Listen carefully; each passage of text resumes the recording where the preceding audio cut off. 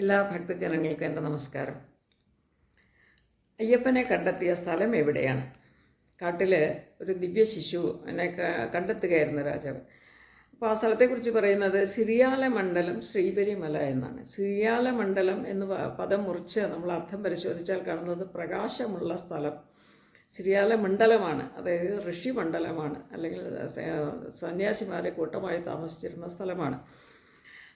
അവിടെ പൊന്നമ്പലം ഉണ്ടായിരുന്നു എന്നതിൻ്റെ സൂചനയാണ് പൊന്നമ്പല വാസന എന്ന് നമ്മൾ ഭഗവാനെ വിളിക്കുന്നത്. അപ്പോൾ അതുപോലെ തന്നെ അവിടെ മുനിമാരുണ്ടായിരുന്നു എന്നുള്ളതിന് സംശയമില്ല. കാരണം ഈ ശിശുവിനെ കണ്ടെത്തുന്ന സമയത്ത് ഒരു സന്യാസി അവിടെ ഉണ്ടായിരുന്നു എന്നാണ് പറയുന്നത്. ആ സന്യാസി രാജാവിനോട് ഈ ശിശുവിൻ്റെ ദിവ്യത്വത്തെക്കുറിച്ച് സൂചിപ്പിച്ചിരുന്നു. ആ കുഞ്ഞിൻ്റെ കഴുത്തിലൊരു മണി ഉണ്ട്, അപ്പോൾ അതുകൊണ്ട് മണി ഒരുപക്ഷെ രക്തമായിരിക്കാം. നീലകണ്ഠൻ്റെ മകനാണ്, അപ്പോൾ മണികണ്ഠൻ എന്ന പേര് സജസ്റ്റ് ചെയ്ത് കൊടുത്തത് അതുകൊണ്ടായിരിക്കണം. അപ്പോൾ അങ്ങനെ ഒരു സന്യാസിയുടെ സാന്നിധ്യം അവിടെ ഒരു ഋഷിമണ്ഡലം ഉണ്ടായിരുന്നെന്നുള്ളതിൻ്റെ രണ്ടാമത്തെ സൂചനയാണ്. ഇനി രാത്രിയിലും ദൂരെ നിന്ന് നോക്കിയാൽ ആശ്രമങ്ങളിൽ പ്രകാശം കാണാൻ സാധിക്കും. അവിടെ അഗ്നി അണയാറില്ല, അവിടെ ഹോമങ്ങളും മറ്റും നടത്തുന്നതാണ്. ഇതൊക്കെ ഹിന്ദുക്കൾക്ക് അറിയാവുന്ന കാര്യമാണ്. അപ്പോൾ പൊന്നമ്പലമേടിൻ്റെ പ്രാധാന്യം എന്ന് പറയുന്നത് ഭഗവാൻ ദിവ്യമായ ഒരു പ്രകാശമായിട്ട് ഈ ഭൂമിയിലേക്ക് അവതരിച്ച ഇടമാണ്.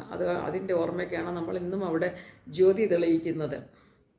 അപ്പോൾ ഭഗവാന്റെ ആ ഉദയത്തെ ആണ് ആ ജ്യോതി നമ്മളെ ഓർമ്മിപ്പിക്കുന്നത്.